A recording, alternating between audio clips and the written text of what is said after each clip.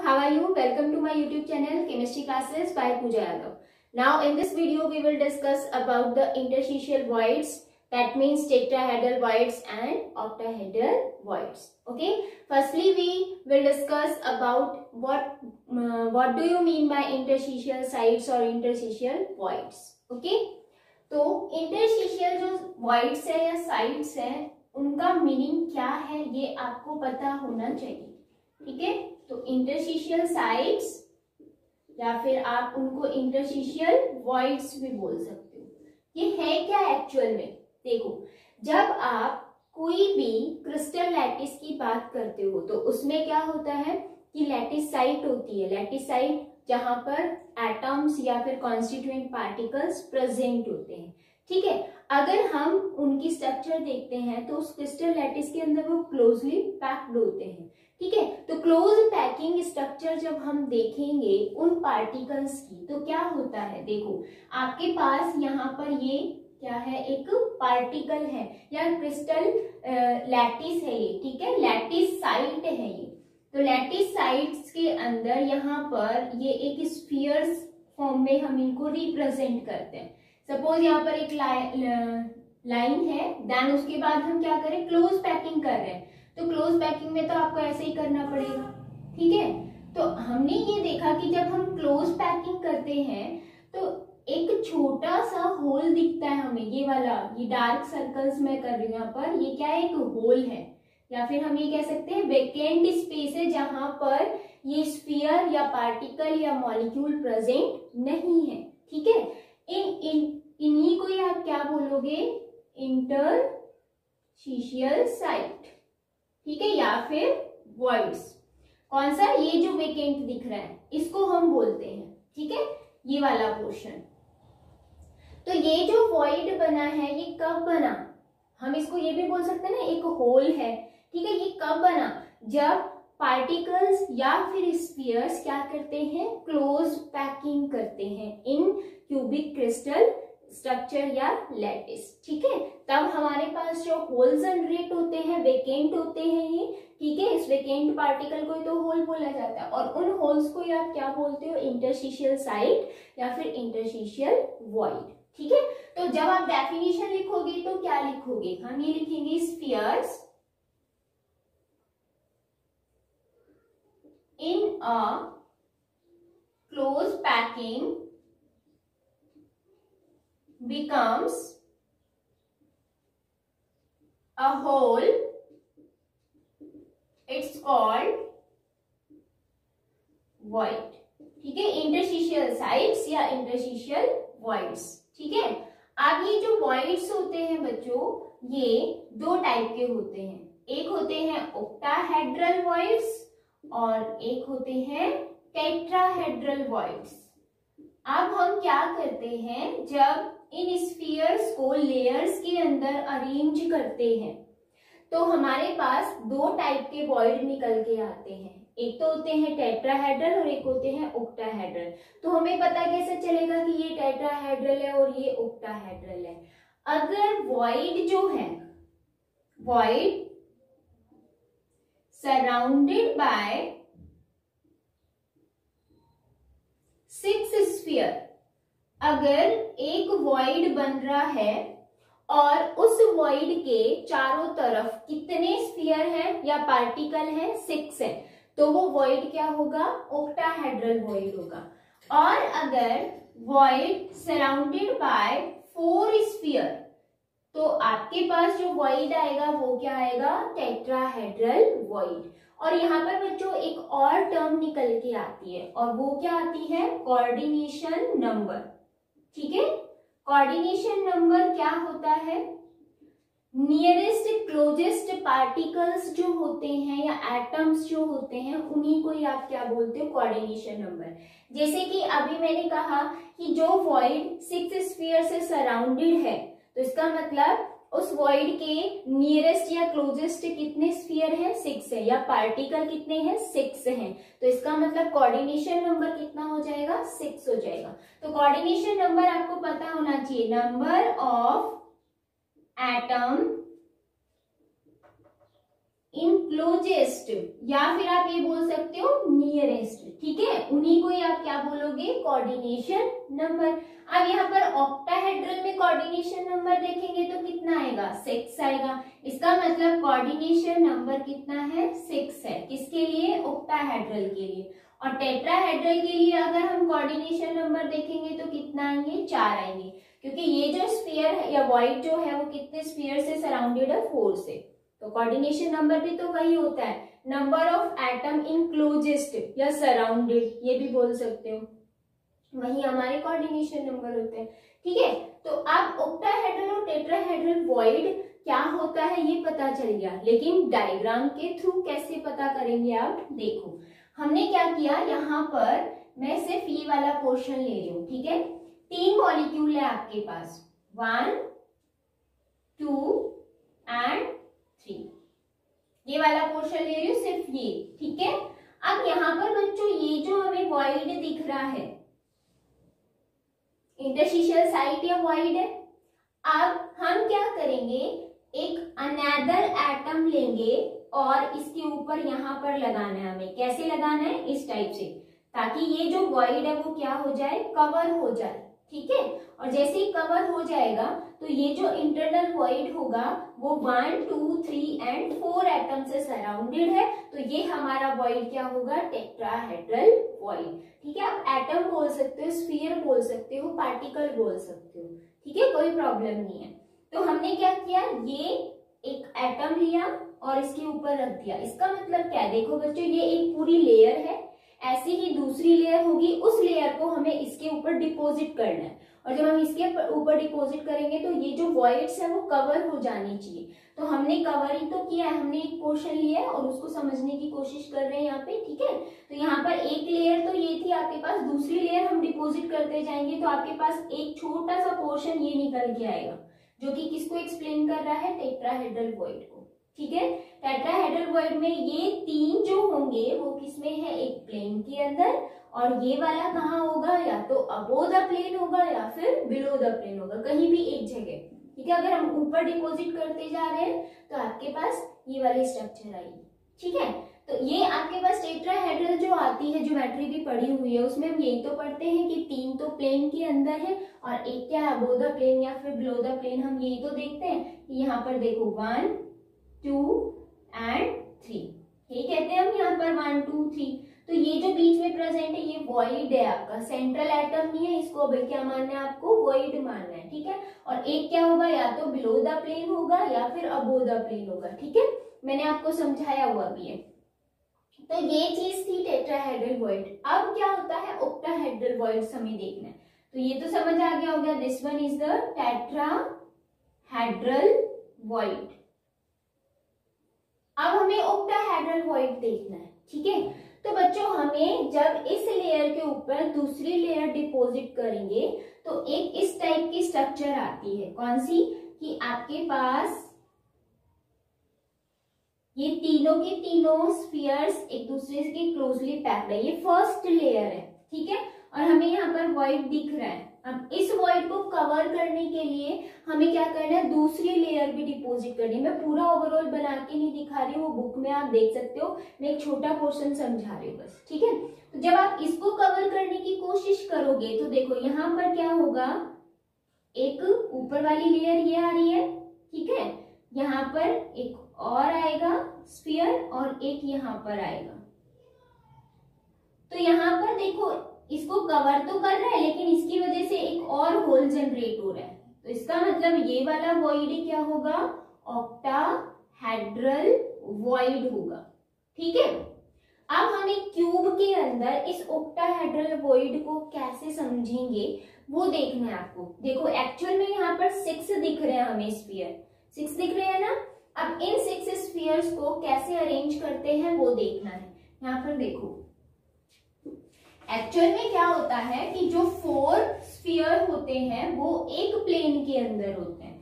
ठीक है, इस टाइप से होते हैं, 1, उसके बाद 2, फिर 3, देन 4, ये एक प्लेन के अंदर होते हैं। ठीक है, और इनको कवर करने के लिए हमें ऊपर से भी डालना पड़ता है और नीचे से भी एक वॉइड डालना पड़ता है। तो जब आप इन दोनों को डालोगे तो अबोव द प्लेन और बिलो द प्लेन ये शो हो जाएगा, और यहाँ पर एक हमें हॉल जनरेट होगा, वॉइड होगा, उसको हम क्या बोलेंगे, ऑक्टाहेड्रल वॉइड। ठीक है, अब इसकी क्लोजेस्ट और क्लोजेस्ट स्ट्रक्चर देखो, आपके पास एक स्फीयर ये रहेगा, सेकेंड वाला यहाँ पर रहेगा, थर्ड वाला यहाँ पर रहेगा, फोर्थ वाला यहाँ पर रहेगा। अब इसको कवर करने के लिए हम ऊपर से भी डालेंगे और नीचे से भी डालेंगे, ठीक है, लेयर्स डालेंगे। तो ये जो एक स्फीयर होगा वो बिलो द प्लेन आएगा एक, और एक यहाँ पर क्या आएगा, अबोव द प्लेन आएगा। तो ये वाला जो आपके पास पोर्शन आया वही क्या आया, ऑक्टाहेड्रल वॉइड। ठीक है, तो ऑक्टाहेड्रल वॉइड, आपने ऑक्टाहेड्रल ज्योमेट्री देखी है, सेम एज इट इज 6 ही तो है, 4 प्लेन के अंदर, एक अबोव द प्लेन और एक बिलो द प्लेन, तो वही पोर्शन है। ठीक है, ये होते हैं ऑक्टाहेड्रल वॉइड्स। अब बच्चों ऑक्टाहेड्रल वॉइड्स और टेट्राहेड्रल वॉइड्स को हमें कैलकुलेट करना है। जो एफसीसी है, एचसीपी है, उनके अंदर, बीसीसी तो नॉर्मल एक ही एटम होता है बॉडी सेंटर के अंदर, ठीक है, तो एफसीसी और एचसीपी के अंदर नंबर ऑफ वॉइड्स कैलकुलेशन का पूछा जाता है। बहुत ही सिंपल है, उसका एक छोटा सा फॉर्मूला होता है, वो याद करना पड़ेगा। ठीक है, तो जल्दी से हम अभी वो स्टार्ट कर देते हैं। बच्चों नंबर ऑफ वॉइड्स कैलकुलेट करने से पहले ऑक्टाहेड्रल वॉइड और टेट्राहेड्रल वॉइड का एक फॉर्मूला होता है, वो याद रखना है। ठीक है, ऑक्टाहेड्रल जो वॉइड्स होते हैं वो होते क्या है एक्चुअल में, number of atoms present in a unit cell. ठीक है, या फिर हम क्या कह सकते हैं, number of atom in a closest, ठीक है, फॉर्म, क्लोजेस्ट फॉर्म के अंदर है या फिर एक यूनिट सेल के अंदर है वही। अब मैंने आपको प्रीवियस वीडियो के अंदर भी बताया था कि जो नंबर ऑफ एटम है उसको हम किससे रिप्रेजेंट करते हैं, जेड से। इसका मतलब हमें जेड देखना है, एफसीसी में कितने हैं, बीसीसी में कितने हैं, एचसीपी में कितने हैं, वही क्या होगा, ऑक्टाहेड्रल वॉइड। यानी कि हम ये कह सकते हैं ऑक्टाहेड्रल वॉइड जो है वो क्या है, एन, दैट मीन्स जेड के इक्वल आएगा यहाँ पर। ठीक है, यहाँ पर लिख लेना नोट डाल के, जेड इक्वल टू एन। अब यहाँ पर जो टेट्राहेड्रल वॉइड्स होते हैं वो कितने होंगे, देखो टेट्राहेड्रल वॉइड्स हमेशा ऑक्टाहेड्रल वॉइड के क्या होते हैं, डबल होते हैं। इसका मतलब हम 2 इंटू ऑक्टाहेड्रल वॉइड भी लिख सकते हैं, या फिर यहाँ पर क्या लिख सकते हो, number of atom present in a unit cell, उसका हमें डबल करना है। इसका मतलब टेट्राहेड्रल वॉइड्स कितने आ जाएंगे, 2n आ जाएंगे। ठीक है, अगर ये वाला कॉन्सेप्ट याद है तो अगर ये निकाल दोगे तो ये फटाफट कैलकुलेट कर दोगे। तो मैं विद डायग्राम आपको एक्सप्लेन करूंगी, लेकिन उससे पहले आप डायरेक्ट, क्योंकि ऑप्शनल जो होते हैं ना क्वेश्चंस उनके अंदर आते हैं, तो आप देखते ही फटाफट टिक मार्क कर सकते हो। ठीक है, कैसे वो भी मैं बताऊंगी। तो अभी हमें क्या करना है, calculate number of voids in FCC. सबसे पहले हम एफसीसी के अंदर देखेंगे, फिर मैं एचसीपी बताऊंगी, hexagonal cubic close packing structure. ठीक है, तो यहाँ पर एफसीसी के लिए सबसे पहले आपको ये पता होना चाहिए कि एफसीसी में जेड की वैल्यू कितनी होती है। जेड की वैल्यू कल ही मैंने बताई थी, कितनी होती है, 4 होती है। ठीक है, तो जेड की वैल्यू से हम बता सकते हैं, अभी मैंने देखो ऊपर लिखा z is equal to n, इसका मतलब ऑक्टाहेड्रल वॉइड्स कितने आएंगे, 4 आएंगे, हमें ये पता चल गया है ना, तो हम फटाक से बता सकते हैं। और अगर ये 4 है तो 2 इंटू 4 करोगे 8 क्या आ जाएंगे, टेट्राहेड्रल वॉइड्स। एक्चुअल में ये आते कैसे वो भी मैं एक्सप्लेन करूंगी, लेकिन अगर आपके पास ऑप्शनल क्वेश्चन आता है तो आप फटाक से आंसर दे सकते हो अगर आपको जेड की वैल्यू पता है। और ये जेड की वैल्यू हमने कल ही निकाली थी, z means number of atom in a unit cell. ठीक है, तो अब देखो बच्चों यहाँ पर हमें ये पता चल गया कि जो एफसीसी है इसके अंदर 2 वॉइड है, tetrahedral void plus octahedral void. मैं शॉर्ट फॉर्म में लिख रही हूँ। ठीक है, टेट्राहेड्रल वॉइड्स और ऑक्टाहेड्रल वॉइड्स कितने होंगे ये भी देखने हमें। अब देखो यहाँ पर जो टेट्राहेड्रल वॉइड्स हैं वो कहाँ से निकल के आते हैं, कॉर्नर्स से निकल के आते हैं। और जो ऑक्टाहेड्रल वॉइड्स होते हैं वो कहाँ पर प्रेजेंट होते हैं, एक तो प्रेजेंट होते हैं बॉडी के सेंटर में प्रेजेंट होते हैं, और साथ में सेकंड वन आपको ध्यान रखना है, एज सेंटर। ठीक है, यानी कि ये जो टेट्राहेड्रल वॉइड्स हैं वो कॉर्नर पे बनते हैं और ऑक्टाहेड्रल वॉइड कहाँ कहाँ बनते हैं, एक तो बॉडी के सेंटर में और एक एज सेंटर में। तो अब हमें कैलकुलेट करना है कि बॉडी सेंटर और एज सेंटर से कैसे आपके पास ऑक्टाहेड्रल वॉइड 4 आएंगे और टेट्राहेड्रल वॉइड 8 आएंगे। ठीक है, देखो अभी मैं यहाँ पर बता रही हूँ। सबसे पहले हम ये देखेंगे कि जो ऑक्टाहेड्रल वॉइड है वो एक तो बॉडी के सेंटर में और एक एज सेंटर में कैसे बनता है। ठीक है, तो ये मैं इरेज करके और फिर समझाती हूँ ताकि आपको ज्यादा अच्छे से समझ में आए। जल्दी से इसका स्क्रीनशॉट ले लीजिए। Number of voids in FCC हम ये कैलकुलेट कर रहे हैं। ठीक है, जिसमें हमने दो चीजें देखी, एक तो क्या है टेट्राहेड्रल वॉइड है और एक क्या है ऑक्टाहेड्रल वॉइड है। टेट्राहेड्रल जो वॉइड है वो कितने आते हैं, 8 आते हैं, और जो ऑक्टाहेड्रल वॉइड्स है वो कितने आते हैं, 4 आते हैं। ठीक है, अभी अभी मैंने ये बताया ये कहाँ पर प्रेजेंट होते हैं, body centre and edge centre में, और ये कहाँ प्रेजेंट होंगे, कॉर्नर में। ठीक है, तो सबसे पहले ऑक्टाहेड्रल वॉइड्स हम देख लेते हैं। ठीक है, ऑक्टाहेड्रल जो वॉइड्स होते हैं वो हमें सबसे पहले देखना है बॉडी के सेंटर में कैसे बनता है। ठीक है, तो मैं यहाँ पर डायग्राम ड्रॉ कर रही हूँ। यहाँ पर आपके पास एक यूनिट सेल है, ओनली 1 यूनिट सेल। ठीक है, और इस 1 यूनिट सेल में अगर हम एफसीसी की बात करें तो एफसीसी में एक तो कॉर्नर्स पे प्रेजेंट होते हैं। ठीक है, और एक कहाँ प्रेजेंट होते हैं, फेस के सेंटर में प्रेजेंट होते हैं। तो ये मैंने कॉर्नर बना दिए, ये आगे वाला फेस और ये पीछे वाला फेस। ठीक है, ये साइड वाला, यहाँ भी साइड वाला, एक ऊपर और एक नीचे।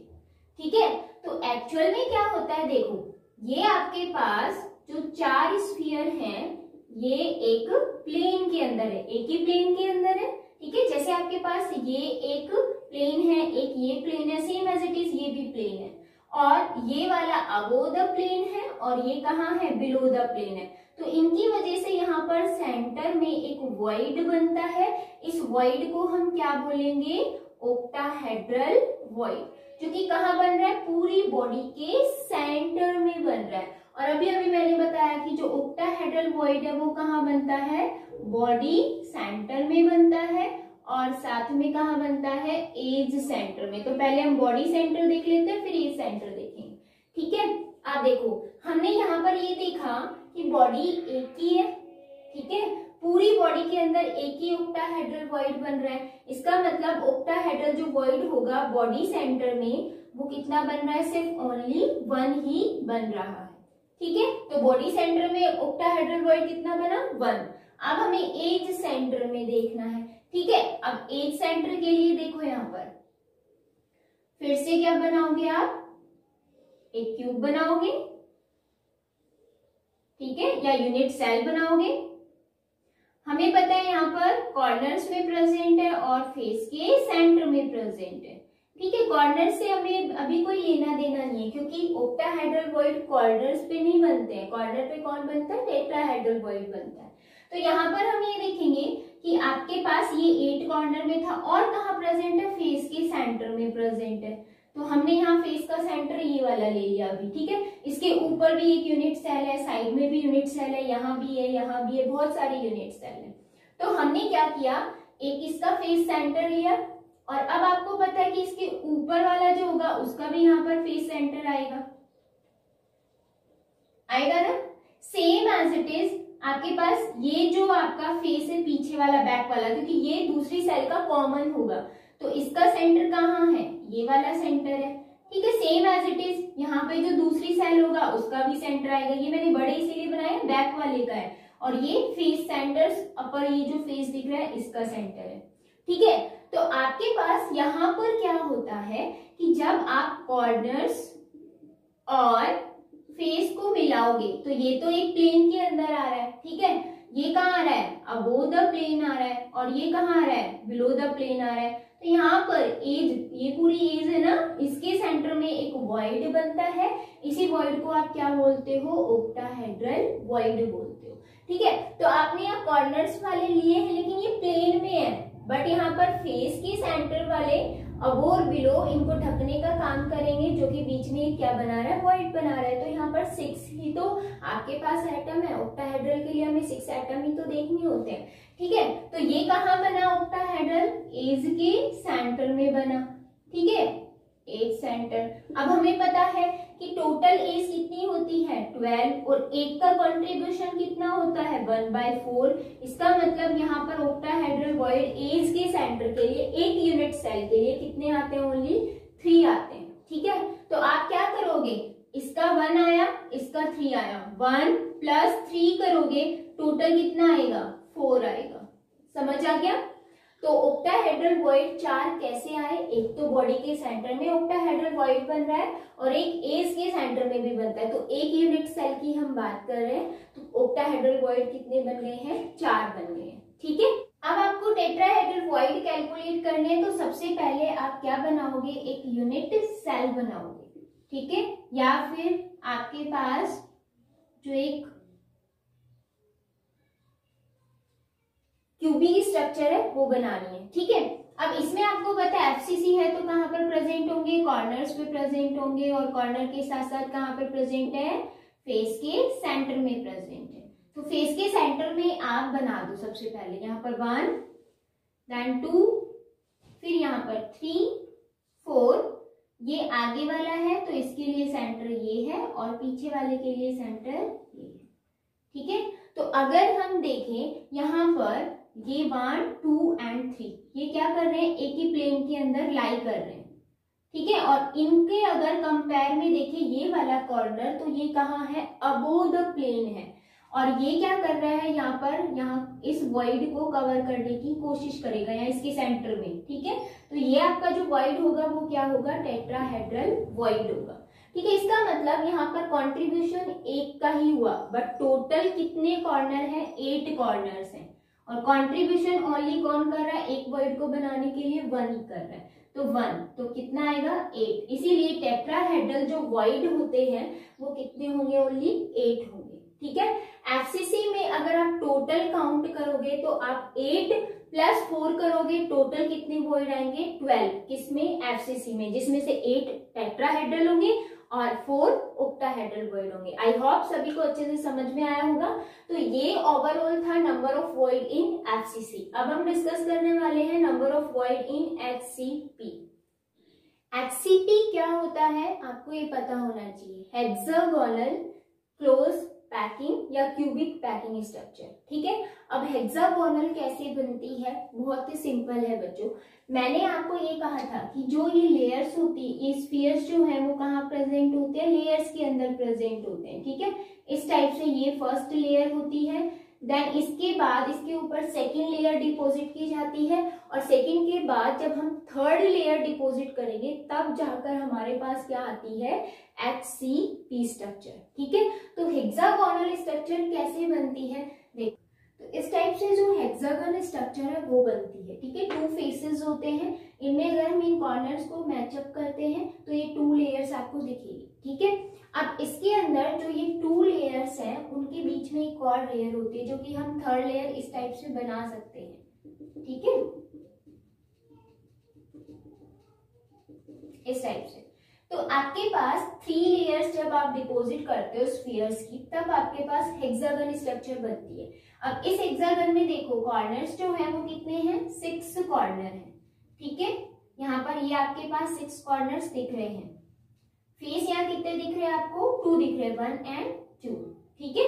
अब यहाँ पर जब आप फेस के सेंटर में भी क्या रखोगे, एटम्स रखोगे जो कि इनसे सराउंडेड है, ठीक है, इस टाइप से। तो आपके पास क्या होता है, इनके लिए निकालना होता है सबसे पहले कि आपके जेड जो है number of atom per unit cell, तो वो हम कैसे निकालेंगे। तो सबसे पहले जेड निकालना आना चाहिए, तभी तो आप ऑक्टाहेड्रल वॉइड और टेट्राहेड्रल वॉइड बता सकते हो। तो एचसीपी के लिए हम नंबर ऑफ एटम्स कैसे कैलकुलेट करेंगे वो देखना है, ठीक है। Number of atom in a unit cell. तो सबसे पहले हमें कॉर्नर्स देखने हैं। कॉर्नर कितने हैं यहाँ पर, 12, देखो 1 2 3 4 5 6 कॉर्नर यहाँ पर है और 6 कॉर्नर नीचे है, तो कितने हुए, 12 कॉर्नर्स हो गए, ठीक है। अब एक का कंट्रीब्यूशन कितना होगा वो हमें यहाँ पर मल्टीप्लाई करना होता है, मैं डायरेक्ट कर रही हूँ। अब एक का कंट्रीब्यूशन कितना होगा, देखो बच्चों यहाँ पर आपके पास एक कॉर्नर है, ठीक है। अगर आप यहाँ पर बहुत सारे हेक्सागन स्ट्रक्चर बनाते हो तो ये एक 6 जो कॉर्नर्स है उनके क्या, या 6 जो आपकी यूनिट सेल होगी हेक्सागोनल, उनका क्या होगा, एक कॉमन पार्टिकल होगा। तो इसका मतलब कंट्रीब्यूशन कितना होगा, 1/6, ठीक है। प्लस हम क्या करेंगे, अब देखो फेस के सेंटर में भी तो एटम्स प्रेजेंट होते हैं, तो फेस सेंटर के लिए या टोटल फेस कितने हैं, 2 फेसेस है, तो यहाँ पर फेस कितने हैं, 2 फेसेस है। और एक का कंट्रीब्यूशन कितना होगा, वही 1/2 ही आना है, ठीक है जी। फेस के लिए हमेशा किसी भी स्ट्रक्चर में देख लो आप, कंट्रीब्यूशन एक का क्या रहेगा, हाफ इस वाले में और हाफ दूसरी वाली यूनिट सेल के अंदर, तो कंट्रीब्यूशन 1/2 प्लस। अब हमें देखना है यहाँ पर बॉडी सेंटर। अब यहाँ पर बॉडी कितनी है, 1 2 3, क्यों, क्योंकि हमने जब 3 लेयर्स को डिपॉजिट किया एक दूसरे के ऊपर, तब हमारे पास कौन सी स्ट्रक्चर आती है, हेक्सागोनल स्ट्रक्चर आती है, ठीक है। तो यहाँ पर 3 आपके पास बॉडीज है, इसका मतलब हम ये लिख सकते हैं 3 यहाँ पर क्या है, बॉडी सेंटर है। और कंट्रीब्यूशन किसी के साथ होता है, नहीं, एक बॉडी के अंदर एक ही एटम प्रेजेंट होता है, तो इनटू क्या कर दोगे, 1 कर दोगे, ठीक है। अब इन सबको हमें क्या करना है, प्लस करना है। प्लस करेंगे तो कितना आएगा, यहाँ पर 2 + 1 + 3 दैट मीन्स 6। इसका मतलब जो HCP है इसमें Z की वैल्यू क्या आएगी, 6 आएगी। और Z की वैल्यू आते ही हमें ऑक्टाहेड्रल वॉइड और टेट्राहेड्रल वॉइड इजीली निकाल सकते हैं। तो अब हमें निकालने हैं ऑक्टाहेड्रल वॉइड कितने होंगे और टेट्राहेड्रल वॉइड कैसे होंगे। ये तो हमें पता है टेट्राहेड्रल वॉइड कॉर्नर पे होते हैं और ऑक्टाहेड्रल वॉइड कहाँ होते हैं, बॉडी के सेंटर में, प्लस में एज सेंटर, ठीक है। तो HCP में इतना ध्यान रखना है, कॉर्नर, फेसेस और बॉडी सेंटर, इनको प्लस करोगे तो आपके पास नंबर ऑफ एटम आ गए, और नंबर ऑफ एटम के बेसिस पर हम ऑक्टाहेड्रल और टेट्राहेड्रल वॉइड्स निकालेंगे। तो जल्दी से उसकी कैलकुलेशन देख लेते हैं। तो ऑक्टाहेड्रल जो वॉइड्स होते हैं वो कितने आएंगे बच्चों, यहाँ पर 6 आएंगे, और टेट्राहेड्रल वॉइड 6 × 2 करोगे कितने आएंगे, 12 आएंगे। टोटल कर देना, HCP के लिए टोटल जो वॉइड्स आते हैं वो कितने आते हैं, 18 आते हैं। वो कैसे आते हैं वही मैं बता रही हूँ आपको, ठीक है। तो ऑक्टाहेड्रल वॉइड 6 कैसे हो गए, एक तो हमें देखना है बॉडी के सेंटर में, टोटल बॉडीज कितनी थी, 3, सेंटर भी कितना था, 1। इसका मतलब आपके पास 3 तो आ गए बॉडी सेंटर में, ऑक्टाहेड्रल वॉइड्स। नेक्स्ट आपको निकालना है किसमें, एज सेंटर में, ठीक है। अब यहाँ पर टोटल एज कितनी है, यहाँ पर मैंने पहले मेंशन कर दिया है, 6 यहाँ पर है और 6 यहाँ पर है, 12 है। इसका मतलब यहाँ पर लिखोगे 12 इंटू एक का कॉन्ट्रीब्यूशन 1/4, जैसे हमने नॉर्मल एजेस के लिए देखा था 4 ही आता है, 4 इंटू यहाँ पर करोगे मल्टीप्लाई कितना आया, 3 आया, तो 3 + 3 करोगे टोटल कितना आ गया, 6 आ गया, समझ आया। नेक्स्ट देखो टेट्राहेड्रल वॉइड्स 12, वो कैसे आते हैं, बहुत ही सिंपल है, ये कॉर्नर्स पे प्रेजेंट होते हैं। यहाँ आपके पास ये कॉर्नर है, ठीक है, ऐसे ही फेस होगा ऊपर वाले का सेम एज इट इज, इसके जो साइड में फेस होगा उसका भी होगा, और वो तीनों कहाँ होंगे, एक प्लेन के अंदर होंगे, और ये वॉइड जो बनेगा यहाँ पर वो क्या बनेगा, टेट्राहेड्रल वॉइड बनेगा। इसका मतलब एक ही तो कॉर्नर कंट्रीब्यूट कर रहा है, ठीक है, लेकिन यहाँ पर कॉर्नर्स कितने हैं, 12, अभी बताया। तो आप यहाँ क्या करोगे, 12 कॉर्नर है इंटू 1 करोगे, ये कॉर्नर्स बता रही हूँ मैं यहाँ पर, ठीक है, तो 12 आ गया आपका आंसर। तो ये होते हैं HCP के अंदर ऑक्टाहेड्रल एंड टेट्राहेड्रल वॉइड। तो इसमें बॉडी सेंटर 3 आएगा, ठीक है, यहाँ पर सेंटर के अंदर वॉइड्स बनेंगे, वो मैंने FCC में बताया, सेम एज इट इज बनाना है। टेट्राहेड्रल वॉइड मैंने बता दिया, same as it is octahedral voids आपको बनाने हैं, ठीक है। तो ये हो गया है complete number of voids. Next video के अंदर नेक्स्ट टॉपिक लेकर आएंगे, टेक केयर।